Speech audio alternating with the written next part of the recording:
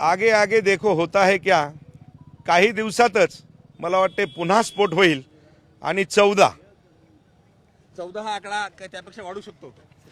काय सांगता येते ध्यानात ठेवा। एकनाथ शिंदे साहेबांनी दाढीवर हात फिरवला की तुम्हाला सांगतो विषय संपला। ऑपरेशन टायगर झालं, परंतु आता संजय राऊत म्हणतात आता ऑपरेशन तुडवा करा। मला असं वाटतं की संजय राऊतचं नाव तुम्ही काढू नका। संजय राऊतचं ज्यानं नाव काढलं त्याचा खाना खराब झाला, सत्यानाश झाला।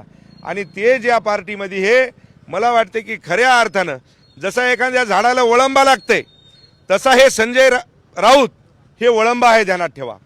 त्या शिवसेनेच्या बुडाला लागून बसला आणि ते शिवसेनेला संपून टाकण्याचं काम, उद्धव ठाकरे साहेबाला संपून टाकण्याचं काम या वळंबानं संजय राऊतनं केलंय। बरं, आता या परभणीच्या निवडणुकीमध्ये, परभणी हिंगोली प्राधिकारीच्या निवडणुकीमध्ये किती मतांनी शिवसेनेचा म्हणजे महायुतीचा उमेदवार? मला असं वाटते की जे समोरचे उमेदवार नावंदर साहेब आणि देशमुख साहेब आहेत त्यांचं डिपॉझिट जर राहिलं तर मला वाटते की खूप होईल।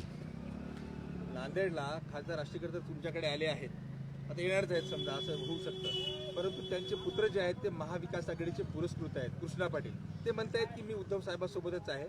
त्या निवडणुकीत कसं काय घडलं असेल बरं? ते तसं कालपर्यंत ते होते, आता आज मला वाटते की ते आपल्या इकडे आलेले आहेत। कृष्णा पाटील पण आता त्यांच्या वडिलांच्या मागे। अहो, एक ध्यानात ठेवा, बाप तिथं लेक असतो, जिथं लेक तिथं बाप असतो।